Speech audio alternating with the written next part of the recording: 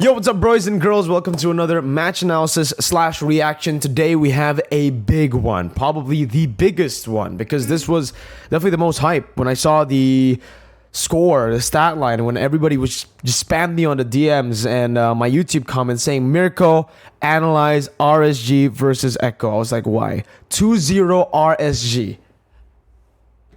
The team that hasn't lost, technically, since M4, if we don't count the C-Ball qualifiers. They have lost. Finally, they have lost. And yeah, this is one of the videos where we're really going to dissect everything that RSG does wrong or right, everything that Echo does wrong or right. I want to see exactly how they were able to pull it off. And something tells me it starts in the draft when it comes to RSG victories, because Coach Panda has always been like one of the best drafters, man. So right off the bat here, we're starting in the draft. I think we very rarely started literally with the entrance of the draft.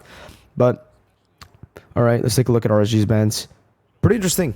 I think the Cho ban is definitely just the proper answer to go for, but they go for the Akai ban here. I think the Akai ban can be for many reasons, right? Firstly, I think Echo are the only teams who've actually flexed the Akai to the roam and to the jungle. Secondly, I do believe RSG's composition usually centers around team fighting, so the Akai is a very good disengage tool that kind of counters RSG. Similar to how Echo usually bans the Diggy out in the first phase, RSG will ban the Akai out against Echo. I don't know if they do this every game against every team, but then they go for Yuzong. So signifying that they want to go for like some solid backline heroes. Proper front to back is what I'm thinking. Maybe even a Farsa pick later on. But for red side, for second phase, Echo, this is the thing about red side, right? The 1-1 Enjoy will always be banned out. And it's just two bans that will always go through. So only one ban can come through that's like actually respect. They can let the Joy and 1-1 go technically, but it's just not really worth it. Fredrin should be first picked. There you go. By RSG. They leave the Fermis, the Kaja. What else? Glue, technically, if they want to go for it. I think Echo, though, knowing that they have Yaoi, they should probably just go for the Kaja. Okay, and they go for the Fermis. Kaja Fermis. See, again, RSG are so good up against the Fermis. I think they baited this pick out. There's a reason they didn't ban it out. There's a reason they banned the Cho and the Yuzong, right? Two picks that come up to my head right now is the Lolita and the Claude, if they really want to go for like some AoE damage. But if they want, they could also go for the Melissa. Thing is, the Melissa versus Claude lane is okay for the Claude, so the Claude can be picked here. Melissa can also be picked here.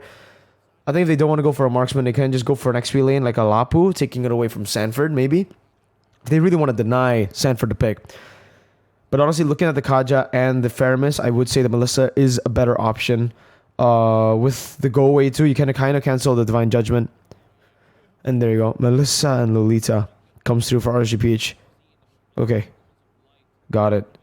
And then a Claude comes through for Echo. Yeah, it's just a really good matchup, guys. If you see a Melissa on the enemy team, you want to secure Claude as fast as possible, because not a lot of people, or I would say no heroes at all actually has a decent matchup against the Melissa, except for the Claude and the Irithel. But the Irithel is so useless in team fights that I really hate Irithel.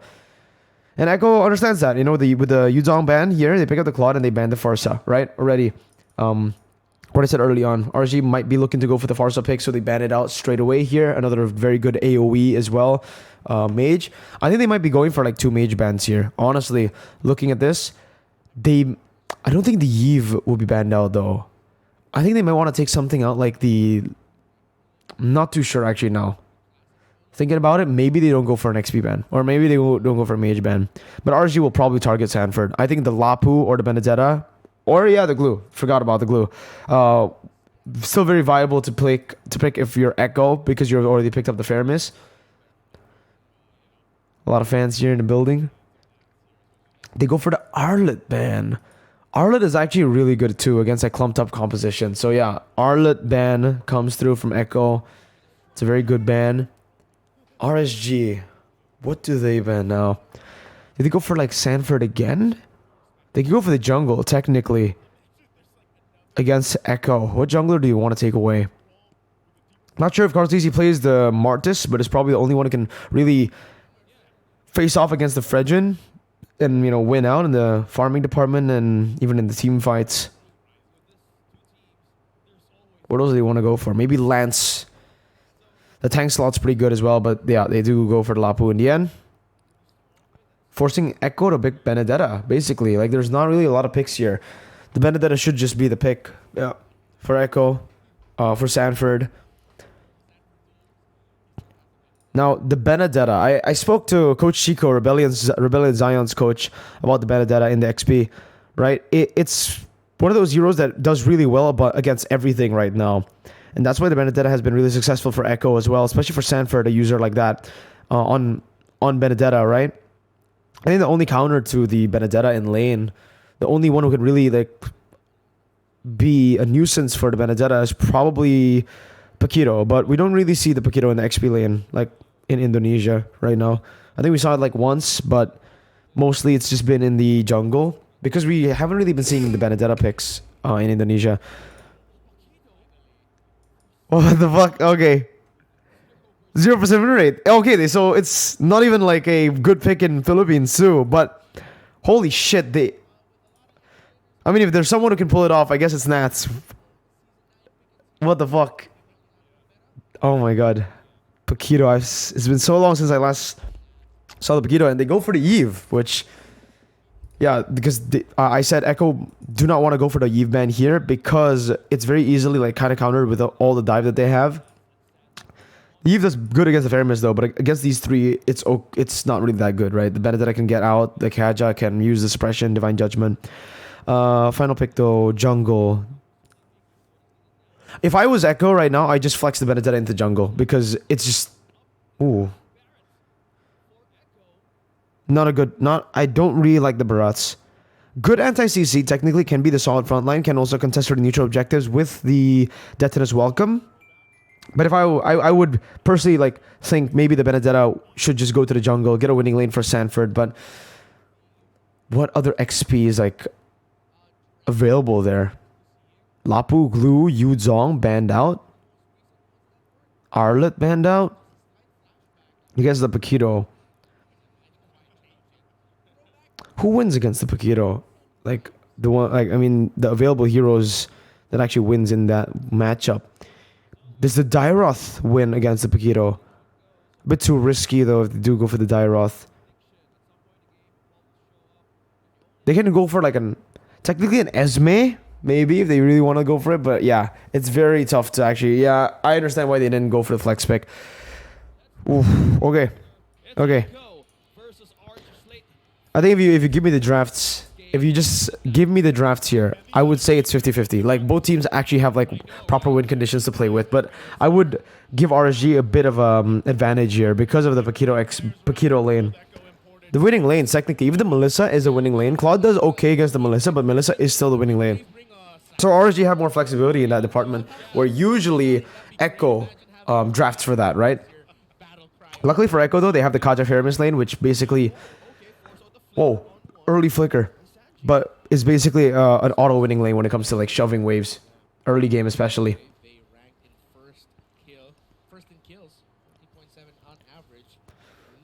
Interesting compositions. Benny chose to go for the sprint. Good move.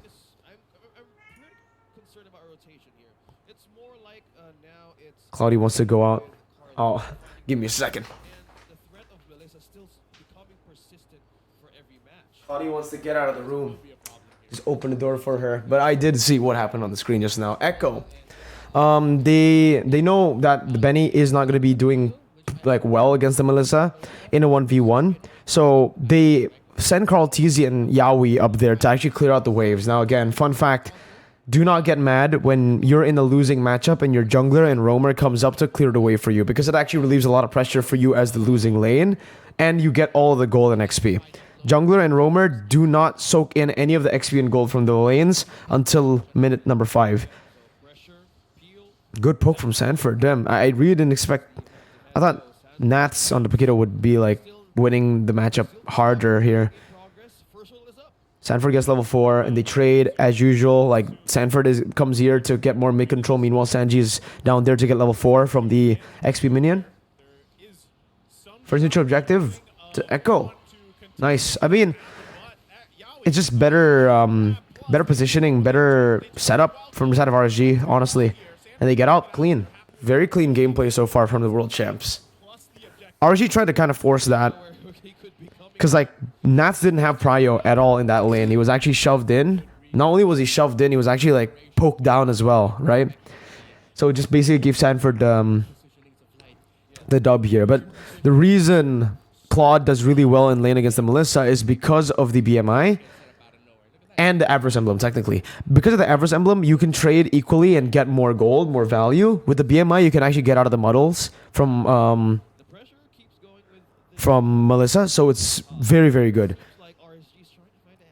And the fact that Echo are playing towards Benny even when he's like in that losing lane puts so much pressure on the Melissa, who really needs to go equal. Like, the Melissa is okay, very, very good actually. Gets the power spike a bit faster in my opinion, because the damage is a bit more visible for Melissa early compared to Benny on the Claude, which I think for him he needs to wait for Corrosion side, maybe, right? I would say DHS Golden Snipe and Corrosion side. That's the new power spec for Claude. Meanwhile, for Melissa, Corrosion and DHS is, I think, all he needs to actually like be a nuisance. You can also, if you're really ahead, you can go for the Golden Staff instead of the DHS second item, technically. But I would usually just say DHS, especially in this game with a lot of tanky members and even the Cult Altar, right? You want to use that DHS passive to the maximum HP. So yeah, it's still just both teams playing it okay. Sanford is playing the lane really well, despite him being in a counter matchup. He's cutting waves, he's winning the trades and getting so much done on the map. Echo have built up a 1.4k gold lead. And Sanford is rotated here. I wonder what happens to RSG or what happened to make RSG win this, because I know the score. Benny even cleared out the wave. He did use ultimate though. Sanford zones H2. Good one from Sanford. Oh my G! Oh my god, it's light. Oh my god. Echo weren't expecting that, man. Oh my god. Nice kill by Benny too, my goodness. So much happening there. Oh my god. Oh, holy shit! What? What? No. Wait, what? I thought he was dead. What the fuck? Dude, does he have... What? Oh, no. We gotta replay the whole thing again, dude. Oh my goodness. It was so... Okay, like... Echo got the better setup. They got the turtle. They went in for the fight. They went for Exort and Light. His positioning, man. I love the fact that, like, RSG, right? They know they can't go for the turtle. So what they do instead isn't... Light isn't opening up the map for nothing. Like, he's not just walking up there to get more pressure when the turtle is definitely not going to be taken, right? Because I think a lot of the mistakes that happens in lower tier games would be... In this kind of situation, the roamer would still just walk up to give some pressure down, even though it's just a lost cause, right? The jungler won't be able to come in, yet the roamer would usually just walk up. Now, this is a very good decision by Light. He just basically stands in that bush, making Echo think that maybe they're looking for a trade down below. Maybe they're looking for a cheeky play somewhere else, right? Because usually the roamer would just walk up. There's no reason for the roamer to be waiting there, right? That's the default play. The roamer should walk up, open up the map. So they decide to go for this, and Light gets such a good position here with the flicker. 4-man. So Exort can just flicker back, use the RWM, and everyone here is just gone. Sanji gets like a very good cold altar. Eman gets killed, but he gets a double, so it's very worth for him. Nathzz somehow... Okay, no. Nathzz wins this. I thought it was inting. Honestly, I thought it was like 1 HP. He knows his limits, bro. He knows his limits. Oh my god. Oh my god. RSG, skirmish heavy. You can go for the objectives, but RSG will always have that counter setup, man. Holy crap, that was such a beautiful fight. Light. MSC champ. Doing what we expected them to do. My gosh. Kindly scratch things out slowly as we discuss possibilities, because in these two teams who are just battling it out, they're not afraid to take responsibility, even hesitations. Yeah. That's how they managed to dive all at once. But who really won that team fight? Oh, well, that is going to be... I would say RSG won that team fight. Like, Echo were ahead, right? The fact that RSG were able to find an equal trade, it means they like definitely got the dub there. Because it should just be Echo winning that team fight. Comeback, right? Slowly gaining back what's lost. Yeah. Well, on the other hand, this three-man rotation, they know, RSG knows on what could be the possibility if they keep on diving. Now Nathzz really is like winning in this lane, dude. You can see that Paquito really bullied the Benedetta. Now it's very... Ooh, Sanford. Yeah, that killing pressure from Nathzz, man. Like, power spike. It's a power spike for the Paquito. It is great to see Paquito again. I've been waiting for Paquito to show up again, dude. It's been played in the jungle a lot in Indonesia. Not a lot, but it has been played in the jungle.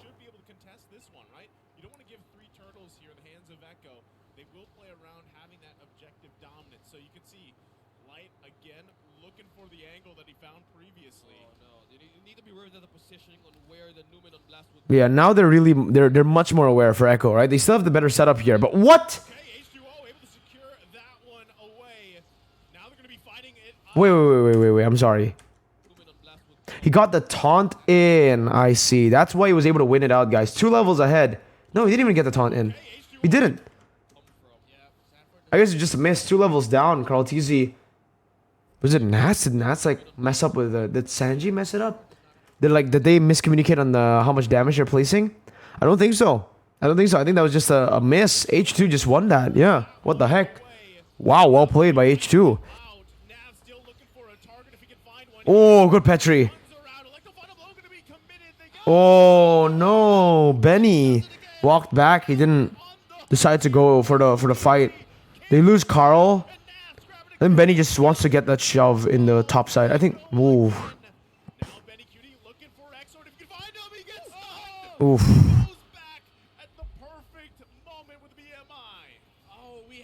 Yeah, it was just a really good fight by RSG. Again, a very good skirmish, right? The positioning on that team fight was just amazing. They set up a proper front to back again, just utilizing the position, and just look at it, right?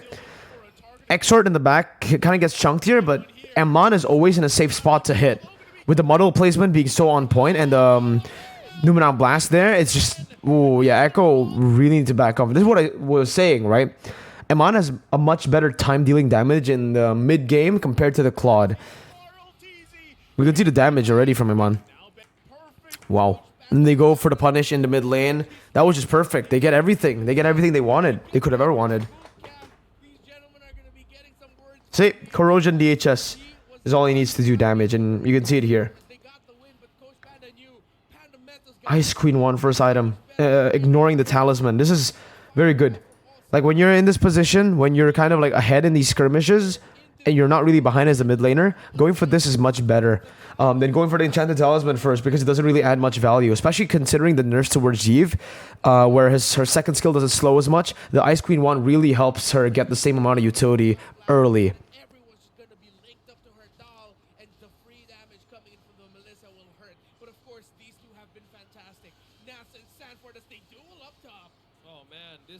Continues on, and how we see this, RSG sees a possible way of getting a catch against Echo. They have eyes on the prize. They're still going. 2 against 1. Not sure if you can actually kill the Paquito though. A bit too tanky and so mobile. Good weak side play by Nathzz. Lolita. The muddles and the inspire, man. Too much. I'm telling you.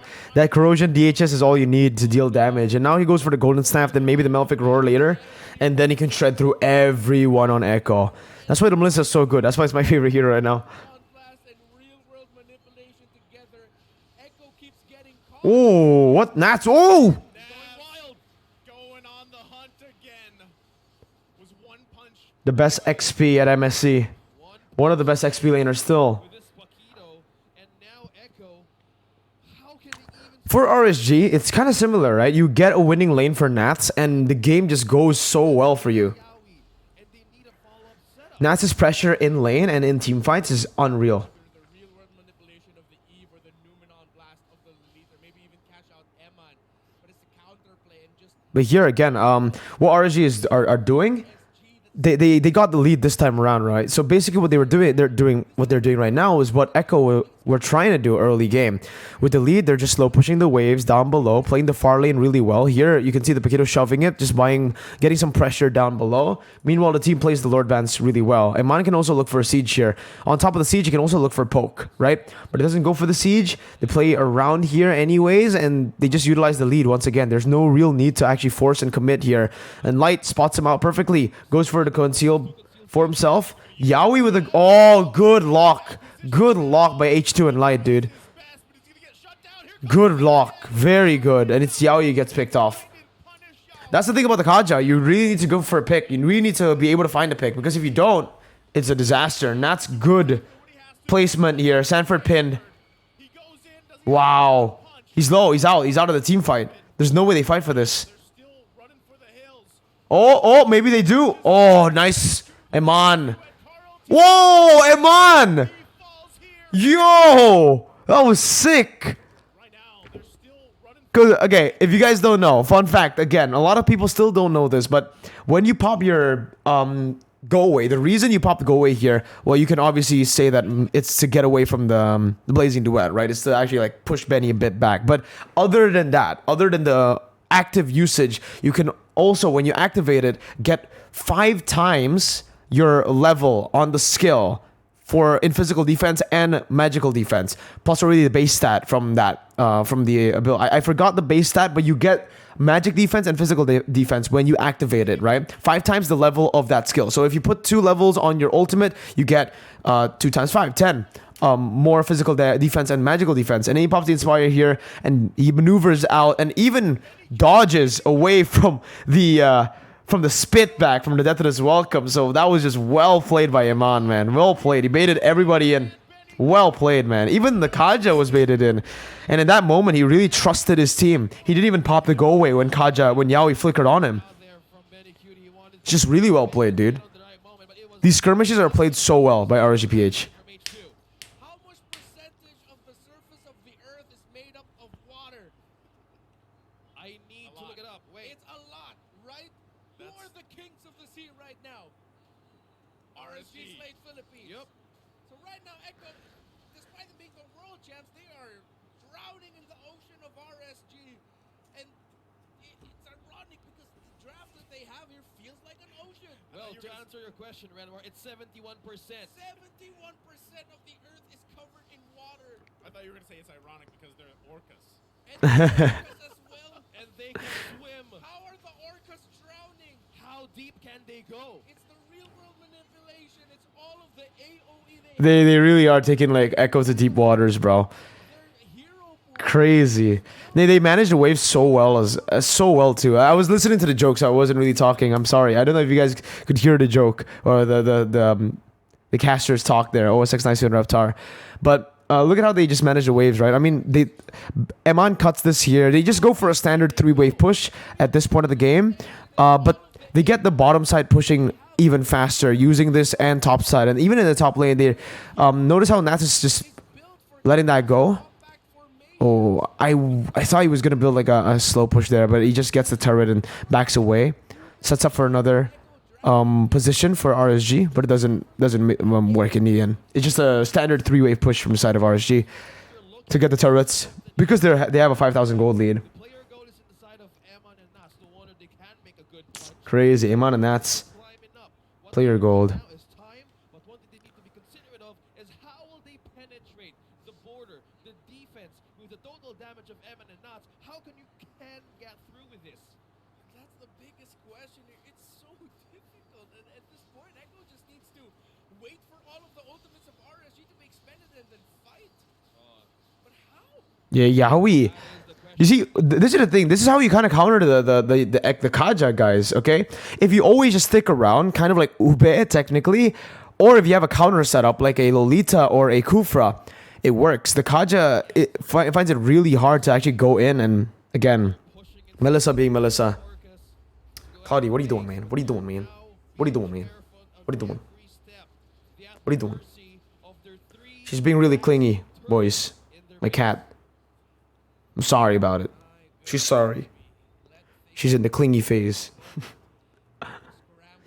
But yeah, they're just sieging really well, and now they're freezing up the waves. They're not going to clear it. They're just going to zone. They're going to try their best to invade the enemy jungle, but Echo is sticking as 5 to get the orange buff. Man, no reason for RSG to clear the waves. Again, it's just standard. Once you have the lead, 5,000 gold lead especially, you just want to try to suffocate your enemy team.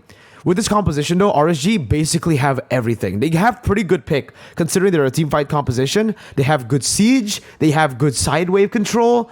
They have everything, because usually when you see a team fight composition, there's always, something lacking, right? Like maybe you pick a Lapu in the XP lane, and against the Benedetta clears the wave faster and rotates to the team faster, whereas as a Lapu, especially towards the late game, you have to use the bravest fighter to actually clear out the waves, right? So you've used your only dash, kind of, almost one of your only dashes, except for the second skill on the base form. And you're very immobile compared to the Benedetta, right? So it gives the enemy team a bit more of an edge. So the Paquito pick here, baiting the Benedetta pick from Echo, is such a brilliant move. And again, it all started in the draft with Coach Panda. Echo are starting the Lord Dance, but you can see RSG are not buying it. They know it's just like it's just a Lord Dance that they won't commit onto, because again, RSG actually have the side wave control. It's Sanford and Echo who are at a disadvantage when they go for the Lord Dance like this, and because of light there, oh man, Sanjeev has barely missed that, and Carl dies. GG, man. That has to be GG. Did they get the Lord two-way? I didn't even see it. Oh yeah, they did. Yeah. Oh, wait, did Carl get it? H2 got it. Oh man, it's a disaster. And in that particular fight, they didn't even manage like the mid and top side, because they know that everybody's going to be clumping up here, and they actually wanted to just go for Karltizi. So interesting, yeah? Very, very interesting here. Like, they only push in the bottom side wave. The mid lane is actually pushed in for Echo, but because RSG have the gold lead, they just decide to fight it out, go for the 50-50. So they take the 50-50, they don't push in the waves when it really works out for them. When they have a 6,000 gold lead, and when Echo are kind of forced to make a desperate play for the Lord, they'll just take it, they'll just fight it. And then now they'll push it in. That top side wave is going to be massive, dude.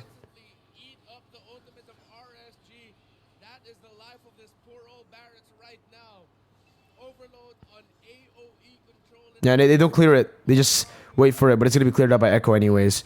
Now let's see what they do to actually crack the base turret. Do they want to go for like the standard clear the sides, the two sides first, or and then like push in the mid wave a bit later? Yep.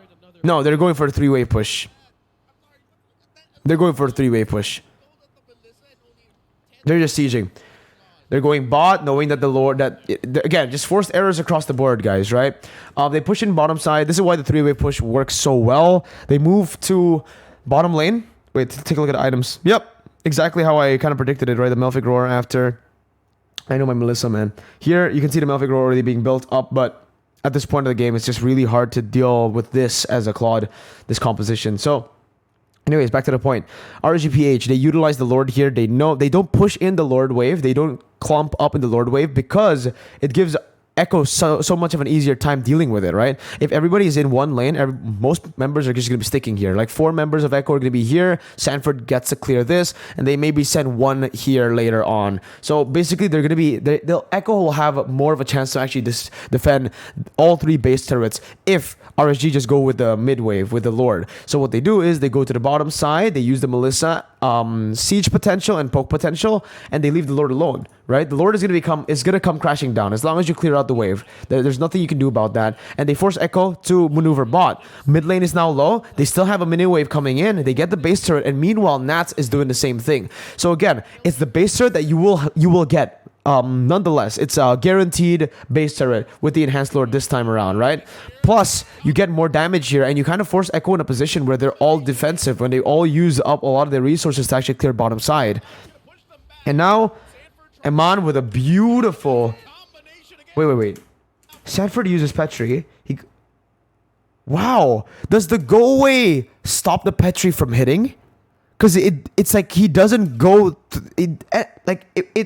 What? Eman is within the final blow. He is in the final blow. Yet he didn't get petrified. An interesting interaction for sure. Interesting interaction, chat. Broys. Very interesting interaction.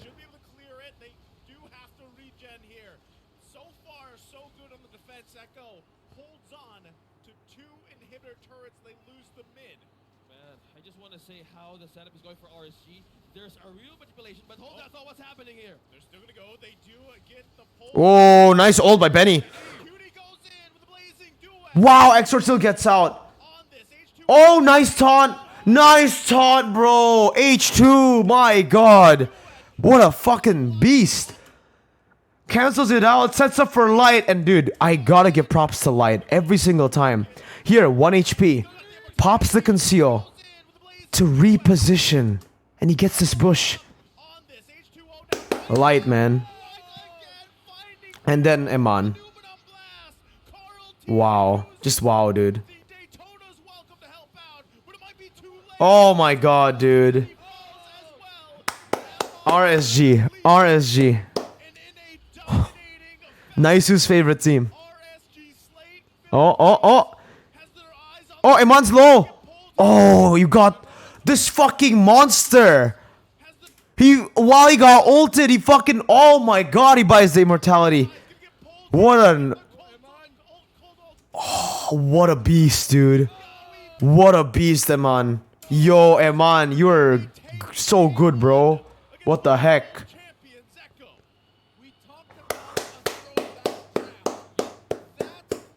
Holy shit, like towards the end of the game, it was an analysis. It was just reaction, bro. Oh my god, RSG Slate PH. GG. That was a great game. Crazy game.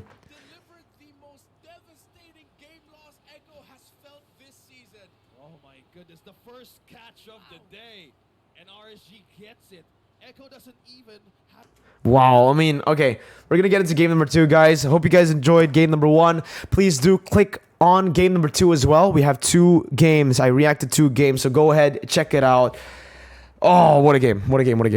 All right, see you guys next. By the way, just obviously comment and like. Subscribe if you're new to the channel. I just can't wait to get to the second game.